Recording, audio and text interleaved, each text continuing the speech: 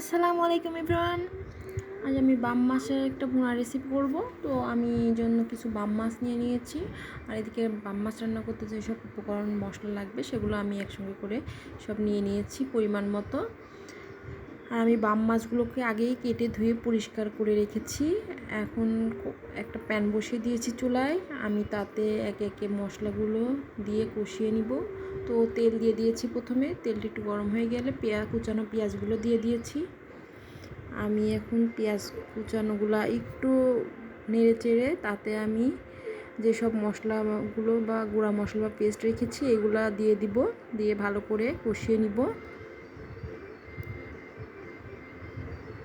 পাম মাছ অনেকভাবে রান্না করে, বাট আমি আজকে ভাবলাম একটু ভুনা করি, এই জন্য আমি এভাবে রান্না করতেছি।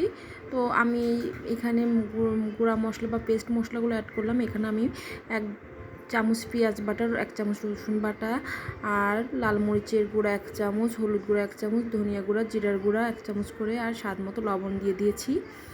এখন আমি একটু পানি দিয়ে আমি মশলাটাকে ভালো করে প্যানে কষিয়ে নিচ্ছি। কষানো হয়ে গেলে আমি পরিষ্কার করে রাখা মাছগুলো দিয়ে দিব।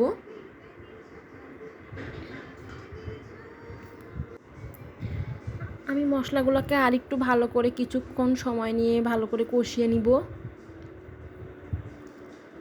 মনে হচ্ছে তেল একটু কম হয়েছে, আমি আর একটু তেল অ্যাড করে দিলাম। আমি এবার আরেকটু ভালো করে নেড়ে চেড়ে নিচ্ছি। আসলে ততক্ষণ পর্যন্ত নাড়াচাড়া বা মশলাটা কষিয়ে নেব যতক্ষণ তেল ভালো করে না উঠে যায়। যখন মশলার মধ্যে তেল উঠে গেছে আমি এ পর্যায়ে ধুয়ে পরিষ্কার করে রাখা বাম মাছগুলো দিয়ে দিব। তেলটা উপরে উঠে এসেছে, আমি বাম মাছগুলো অ্যাড করে আরেকটু আলতো হাতে নেড়ে তাতে আমি পর্যাপ্ত পরিমাণ পানি দিয়ে দিব। এই যে মাছগুলো আমি অ্যাড করে দিলাম। আমি এখন আলতো হাতে, খুব বেশি জোরে নাড়াচাড়া করা যাবে না, আমি একটু আলতো হাতে মাছগুলোকে মশলার সাথে মেখে নিচ্ছি খুন্তির সাহায্যে। নাড়াচাড়া হয়ে গেলে আমি এতে যতটা পরিমাণ ঝোল দেওয়া দরকার দিয়ে দিব। আর যেহেতু এটা ভুনা করব আর বাম মাছ, খুব বেশি পানি দিতে হবে না, অল্প পরিমাণ পানি দিয়ে এটাকে আমি রান্না করে নিব। এই যে এখন বাম মাছটাও কষানো হয়ে গেছে, আমি এখন একটু পানি অ্যাড করে দিব। পানি অ্যাড করে দিলাম।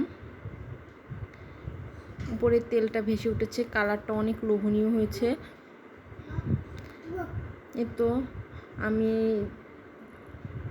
চুলায় জালটা একটু হাই হিটে দিয়ে দিয়েছি, আর তরকারিতে বলকও উঠে গেছে।